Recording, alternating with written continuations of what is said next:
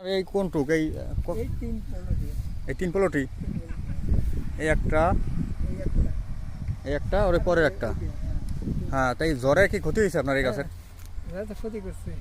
জ্বরে কি ক্ষতি হয়েছে? কাণ্ড যে কুশি পেয়েছে, শোষা বাড়িতে গেলে শুকা গেছে।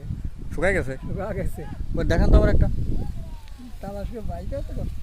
ও কেমন নতুন ক্ষেত তো। হ্যাঁ হ্যাঁ, এই যে এটার কি অবস্থা? এই যে এটা ভালো আছে? এই যে শুকা যাইতেছে। এই যে শুকাই যাচ্ছে? হ্যাঁ, শুকা যাচ্ছে। এইগুলো হবে না? না না, ও কেবল ধর আসতেছে না?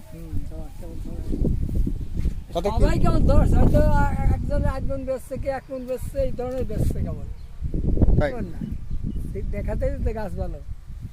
ও গাছ ভালো আছে। গাছ ভালো আছে না? শোষা চাষ করছে নাকি? হ্যাঁ, শসা তো এখনো ধর আসে নাই, শুধুমাত্র এই যে ফুল। ফুল ইত্যা আসে না শোষা। ও শসা ফুল থেকে আসে না সরাসরি? না, ওই যে যেটা হচ্ছিলেন নাকি এই ভালো লাগে। হ্যাঁ হ্যাঁ, ফুলের গোড়া। এই যে, ফুলের গুঁড়া না, এই কাণ্ডেতেই গাড়িবি। ও কাণ্ডের থেকে? কাণ্ডেতেই শোষা বাড়ি। কাণ্ডের থেকে আর কি ওই শসা বেরোয় না? হ্যাঁ।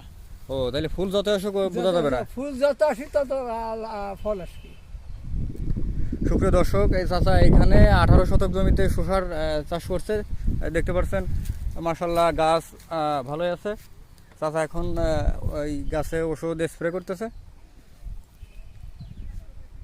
এখন পর্যন্ত ধর মোটামুটি কেবল সাজ আসতেছে।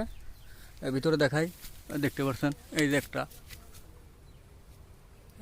এই যে এটা হলো সব থেকে বড় সাইজ। ওর থেকে বড় আছে এই বাগানে না?